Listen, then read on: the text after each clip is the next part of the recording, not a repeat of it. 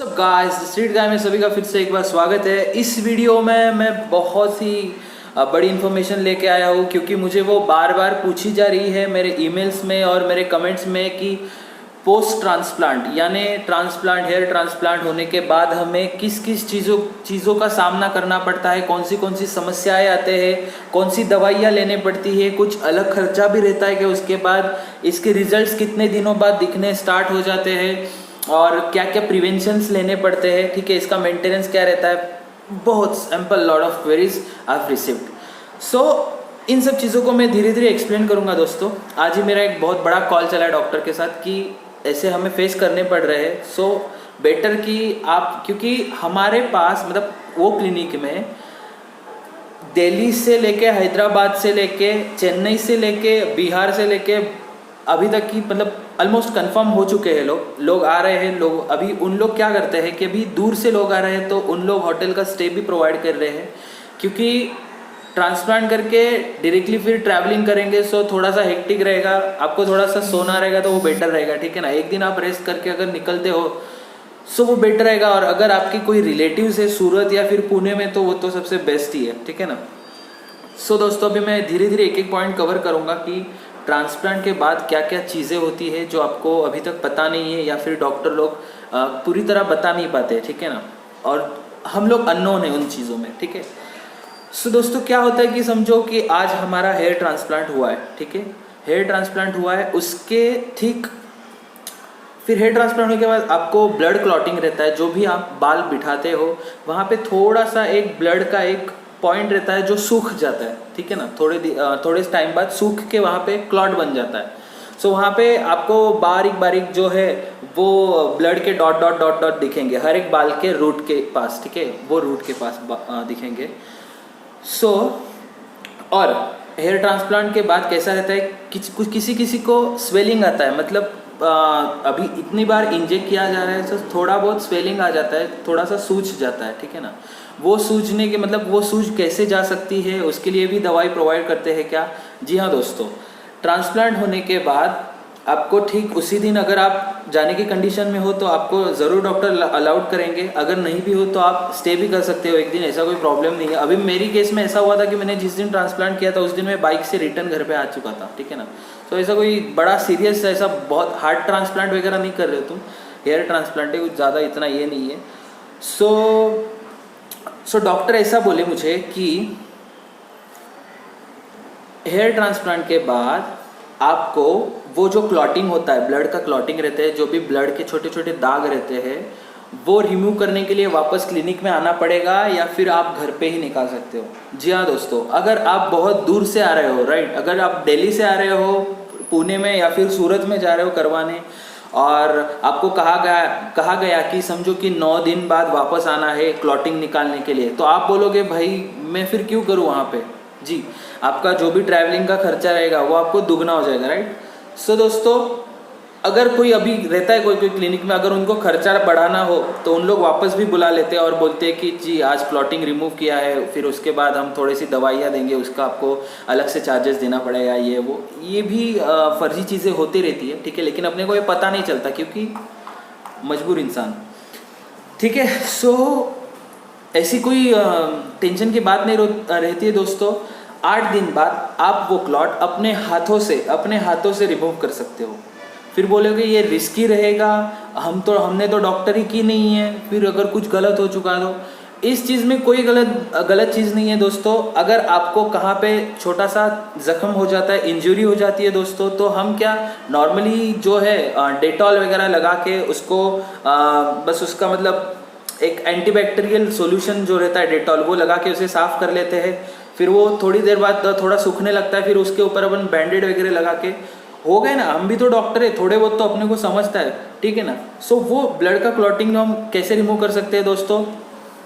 एक तो है कि आप 8 दिन बाद जो है अगर नहाते हो, ठीक है, डायरेक्टली अगर सर पे पानी डालते हो, सो वो 3-4 बार आप जो लेंगे, 3-4 बार आप नहाएंगे तो ऑटोमेटिकली वो क्लॉटिंग धीरे धीरे निकलना स्टार्ट हो जाएगा। ठीक है, क्योंकि नरम हो जाएगा क्लॉटिंग, और जो भी ब्लड का क्या है छोटा सा दाग रहता है, वो कलर रहता है, वो कलर निकलना ही है। ठीक है ना, वो निकलने के बाद नॉर्मल जो भी अपना है हेयर लाइफ वो चालू हो जाएगा, ठीक है ना। सो सिर्फ 3-4 उसके लिए 3-4 बार नहा के या फिर 3-4 बार, या फिर आप एक ये चीज़ भी कर सकते हो, जिलेट का फोम आता है, जिलेट का फोम, उसे फोम आप सर में लगा के रखिए जिस पोर्शन में हुआ है।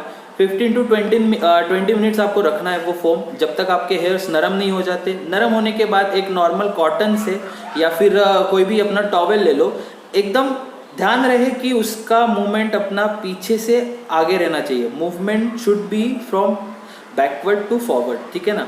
धीरे धीरे आपको ऐसे ऐसे करके, और रुमाल से, अभी मैं दिखाऊँ, समझ गया यार, पीछे से ऐसे रुमाल पकड़ के धीरे धीरे उसको पोंछ लेना है, ठीक है ना, आगे आगे। जो ब्लड के काले काले रहेंगे, वो क्या बोलते हैं उसको, दाग, वो निकल जाएंगे सभी, और आपके हेयर्स, एक भी हेयर आपका हिलेगा नहीं, ठीक है।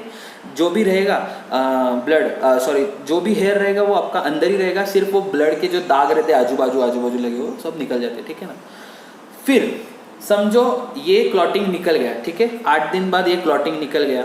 फिर उसके बाद फिर सोचोगे कि ब्लड का ग्रोथ, मतलब जो भी हेयर साइकिल कहाँ से स्टार्ट होता है, फिर बाल कब गिरना स्टार्ट हो जाते हैं। क्योंकि दोस्तों ये रहता है कि थ्रेडिंग फेज बोलते हैं उसको, जिसमें आपके जो लगाए हुए हेयर्स रहते हैं, ध्यान रखिए, जो लगाए हुए हेयर्स रहते हैं वो विदिन 1 महीना, 1 महीना और हाफ महीना, कुछ 1.5 महीना या फिर 1 ही महीने में जो लगाए हुए हेयर से सब गिर जाते हैं। सो बोलेंगे कि फिर वो पक्का आएंगे या नहीं आएंगे, इसका गारंटी कैसा है।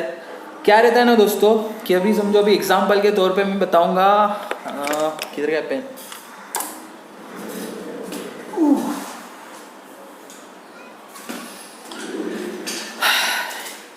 ये है हेयर जो आपको लगाने वाले, ठीक है, और ये है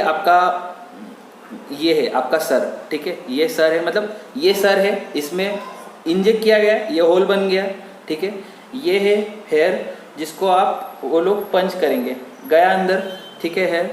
सो अभी ये कितने दिन तक ये हेयर रहेगा, जो कि इसमें ये हेयर में जान नहीं है, जान है वो हेयर बल्ब में, जो नीचे वाला जो ये है शार्पन, क्या बोलते हैं, टॉप, इसका जो भी है कैप, उसमें है सब जान, ठीक है ना। उसमें जो भी प्रोटीन जो भी कनेक्शन रहता है अपने स्काल्प से, वो इस बल्ब में रहता है, जिसको हेयर बल्ब बोलते हैं वो लोग, इसमें रहता है। ये हेयर में अभी जान नहीं है, क्योंकि अगर आप नया पौधा लगा के अगर ज़मीन में लगा रहे हो तो उसके जो भी पत्ते रहते हैं दोस्तों वो गिर जाते हैं, सभी पत्ते गिर जाते हैं, सूख जाते हैं, उसमें जान रहती नहीं है।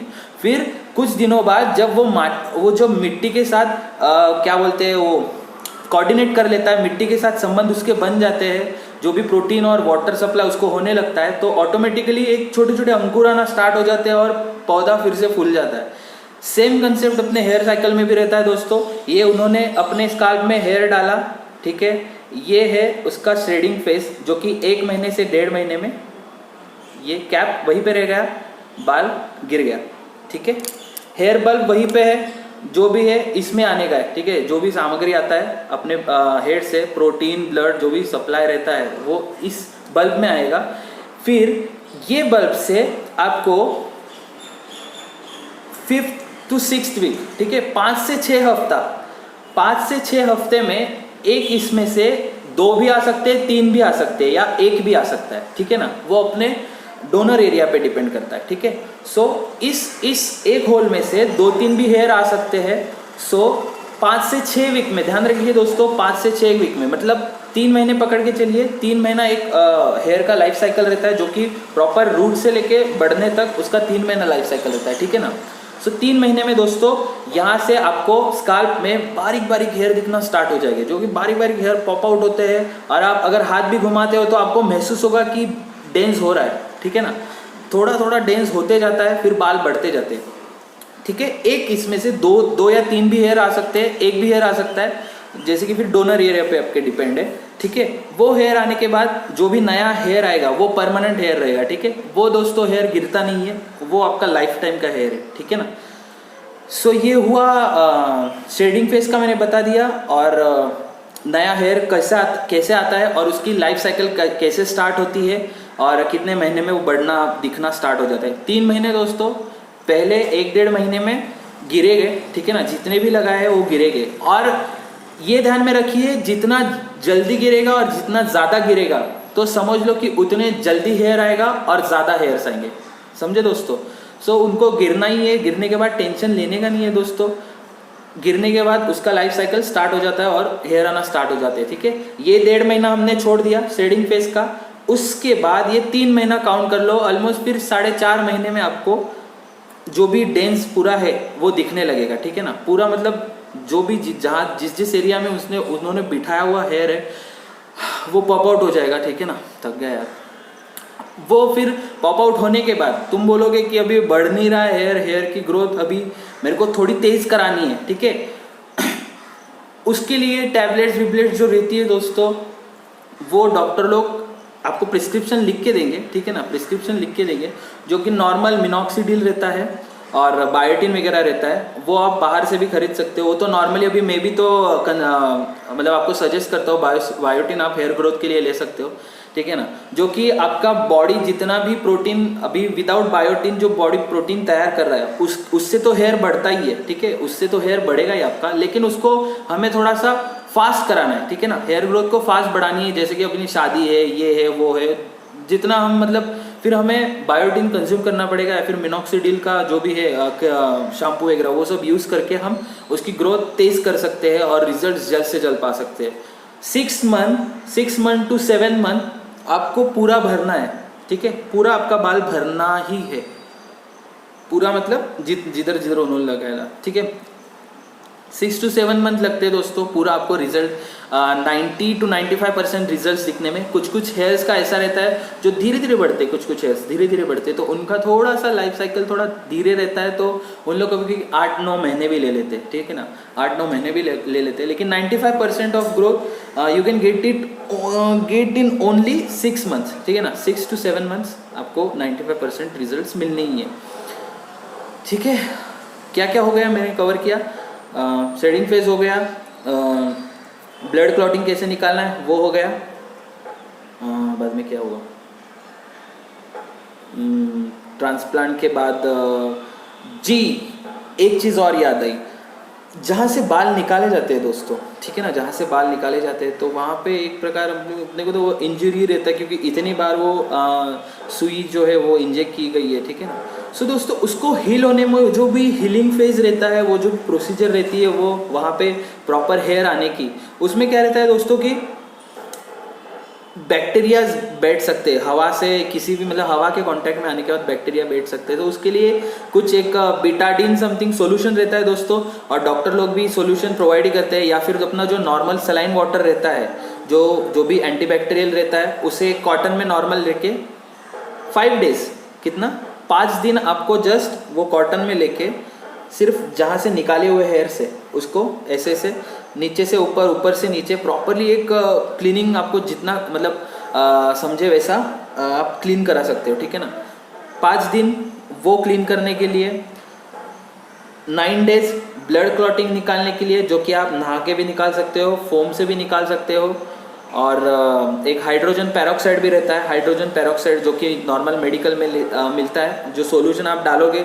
कुछ कुछ लोग कान में भी डालते हैं क्योंकि ईयर वैक्स निकालने के लिए, ठीक है ना। जो भी रहता है वो नरम हो जाता है अपना क्लॉटिंग, और वो इजीली कॉटन से आप रिमूव कर सकते हो, ठीक है ना दोस्तों। ये उनके लिए जो कि बाहर से आने वाले हैं, उनको बिल्कुल वापस क्लिनिक विजिट करने की ज़रूरत नहीं है। उन लोग वही के वही अपना पूरा सब खुद के डॉक्टर बन सकते हो, ठीक है ना। यहाँ पे आने का ज़रूरत नहीं है, यहाँ पे दूसरा कुछ खर्चा, ऐसे तो इन लोग खर्चा लेंगे नहीं, लेकिन यहाँ पे आने की बिल्कुल भी ज़रूरत नहीं है, भाड़ा बीड़ा कुछ खर्चा करके जो भी रहेगा आप उधर ही सब देख लीजिए, ठीक है ना।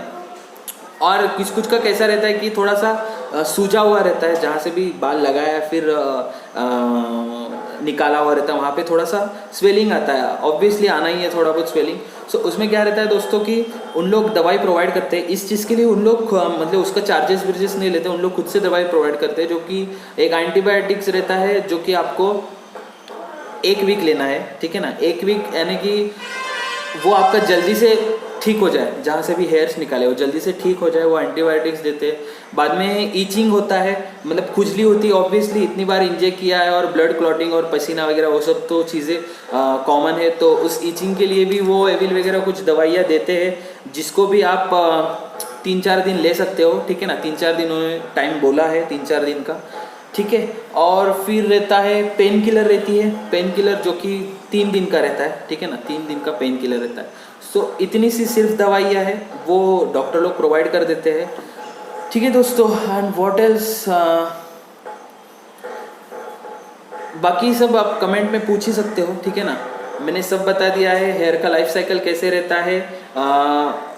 प्री तो हेयर ट्रांसप्लांट आपको बता दिया है लास्ट वाले वीडियो में। जो पोस्ट ट्रांसप्लांट है वो मैं अभी बता रहा हूँ कि उसका शेडिंग फेज कहाँ से बाल कैसे गिरते हैं, फिर कहाँ से आना स्टार्ट हो जाते हैं, क्यों गिरते हैं वो भी बताया हुआ है। बाद में कौन सी दवाइयाँ उन लोग प्रोवाइड करते हैं वो भी बताया हुआ है, कितने दिन तक वो दवाई लेनी है। और जो मिनॉक्सिडिल वगैरह रही अगर आपको एक्सट्रीम ग्रोथ चाहिए, फटाफट ग्रोथ चाहिए, तो वो 3 to 4 मंथ्स आप ले सकते हो। 3 to 4 मंथ्स वो नॉर्मल मेडिकल पे भी मिलती है, प्री हेयर ट्रांसप्लांट के बाद वो ले सकते हो, ठीक है ना।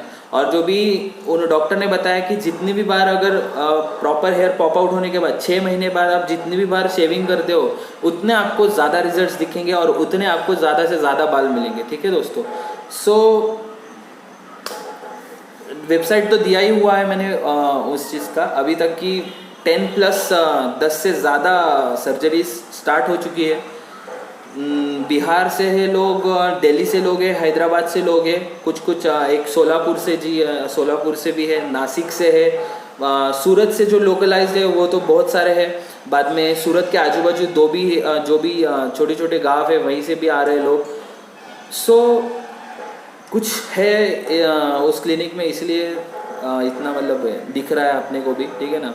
So you can go for it दोस्तों, बहुत ही कम कॉस्ट है और उनके रिजल्ट्स भी बहुत सारे अच्छे हैं। वन मोर थिंग, मैं वीडियो के एंड में एक पिक शेयर करूंगा जो कि आप देख सकते हो कि वो बंदे का वी जो कि यहाँ पे जो गया हुआ था, साइड में जो रहता है हमारा ये और ये पोर्शन रहता है, वो गया हुआ था, उसको कैसे उन्होंने किया है। आप रिजल्ट्स देखिए, रिजल्ट्स देख के बोलेंगे ये वो नहीं है। मेरे को मैं 1-2 जन को बोला क्या ये यही है क्या, भाई वही है, आप देख लीजिए उसके रिजल्ट्स, कितना डेंस किया है दोस्तों। सो प्लीज़ विजिट क्लिनिक, मेरे पे भरोसा मत रखिए, आप खुद जाके देख लीजिए, आपको अगर भरोसा लगे तो कीजिए, ठीक है ना। और कुछ 10-12 रुपये उनका ये रहता है पर फॉलिकल, पर ग्राफ।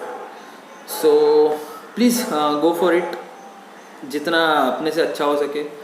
और सजेस्ट कर सकते हो आप दोस्तों को, आपका खुद का। अभी एक जन है वो 2 लोगों को आज गया है कंसल्टेशन के लिए पुणे में। सो